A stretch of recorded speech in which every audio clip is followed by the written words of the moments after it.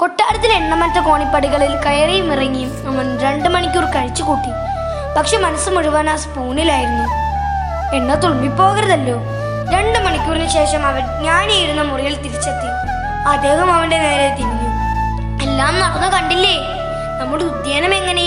തികച്ചും 10 വർഷം എടുത്തു അധികം മട്ടിലാക്കി തീർക്കാൻ. എന്തു പറയണമെന്നറിയാതെ അവൻ പരുങ്ങി നിന്നു. വാസ്തവത്തിൽ ഈ പറഞ്ഞതൊന്നും അവന്റെ ശ്രദ്ധയിൽപ്പെട്ടിരുന്നില്ല. മനസ്സ് മുഴുവൻ സ്പൂണിലെ എണ്ണയിലായിരുന്നു. ആട്ടെ, ഒന്നുകൂടി പോയെല്ലാം വിസ്തരിച്ച് കണ്ടിട്ട് വരൂ. ഇതാണ് എന്റെ ലോകം. ഒരാൾ വിശ്വസിക്കുന്നതിന് മുൻപ് അവന്റെ ചുറ്റുപാടുകൾ ശരിയായി മനസ്സിലാക്കിയിരിക്കണം. അവന് സമാധാനമായി. വീണ്ടും അവൻ ജ്ഞാനിയുടെ കൊട്ടാരം നടന്നു കാണാൻ പുറപ്പെട്ടു. അപ്പോഴും കയ്യിലുണ്ടായിരുന്നു ആ സ്പൂണും 2 തുള്ളി എണ്ണയും. കലാസൃഷ്ടികൾ, ആദ്യ സുന്ദരമായ ഉദ്യാനം, മലനിരകൾ, എന്തുമാത്രം സൗന്ദര്യബോധത്തോടു കൂടിയാണ് ആ തോട്ടമുണ്ടാക്കിയിരിക്കുന്നത്. ജ്ഞാനിയുടെ മുൻപിൽ അവൻ പിന്നെയും വന്നു നിന്നു.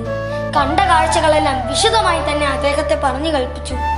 പക്ഷേ ഞാൻ നിന്നെ കയ്യിലേൽപ്പിച്ച 2 തുള്ളി എണ്ണയുടെ? ജ്ഞാനിയുടെ ചോദ്യം. അപ്പോഴാണ് അവൻ കയ്യിൽ പിടിച്ചിരുന്ന സ്പൂണിലേക്ക് നോക്കിയത്. അത് തികച്ചും ശൂന്യം. നീ പഠിച്ചിരിക്കേണ്ടതായി ഒരു പാഠമേ ഉള്ളൂ. ഈ ലോകത്തിലെ സുഖങ്ങളും സൗഭാഗ്യങ്ങളും ആവോളം ആസ്വദിച്ചോളൂ. അപ്പോഴും കൈവശമുള്ള സ്പൂണും അതിലെ 2 തുള്ളി എണ്ണയും മനസ്സിലുണ്ടായിരിക്കണം. അതുതന്നെയാണ് സന്തോഷത്തിന്റെ രഹസ്യം. വൃദ്ധൻ കഥ പറഞ്ഞു നിർത്തി. ഇടയൻ നിശബ്ദനായിരുന്നു. കഥയുടെ ഗുണപാഠം അവന്റെ മനസ്സിൽ പതിഞ്ഞു. ഇടയന്റെ മോഹം നാടിച്ചുറ്റി കാഴ്ചകൾ കാണുകയാവാം.